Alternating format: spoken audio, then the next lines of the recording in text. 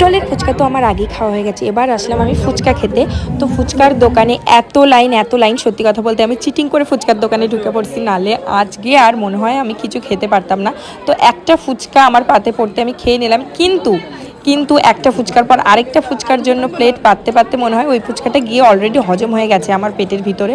আর এতটা ভিড় কাকু একা দিয়ে পারছিল না, তো আমি চিটিং করে ফুচকা তো খেয়েই নিলাম। তারপরে আর সবাই আমাকে পাশ থেকে বলছিল তুই চিটিং করেছিস, তো আমি বলছিলাম হ্যাঁ আমি বেলাইনে ঢুকে পড়েছি।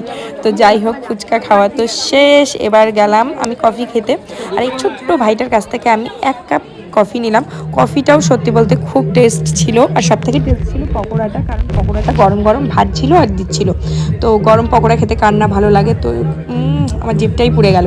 যাই হোক, পকোড়াটা তো টেস্ট ছিল, কফিটাও টেস্ট, আর ফুচকাটাও খুব একটা খারাপ না, তো কিন্তু সব থেকে ভালো পকোড়া। তো যাই হোক, এবার আমি দেখতে পেলাম ওখানে কারা নাচ করছে, বলি যাই একটু দেখি সবাই কী করছে। তো আওয়াজ শুনে আমি গিয়ে দেখলাম সবার নাচ স্টার্ট, নাচ গানা হয়ে গেল। তারপরে আমি আর আমার বরমশাই একটু ভিডিও ফটো নেব ভাবছিলাম, কিন্তু আমার বরকে মোটেই ক্যামেরার সামনে আনা যাচ্ছিল না। অনেক কষ্ট করে কাকুতি মিনতি করে বললাম চলো প্লিজ একটা ছবি তুলে আমাকে ধন্য করো। তো অবশেষে সে রাজি হলো, কিন্তু তার মুখে কোনো রিয়াকশন নেই, না হাসি না কান্না। এর মানে কিন্তু তিনি রেগে নয়, তার মুখটাই ওরকম।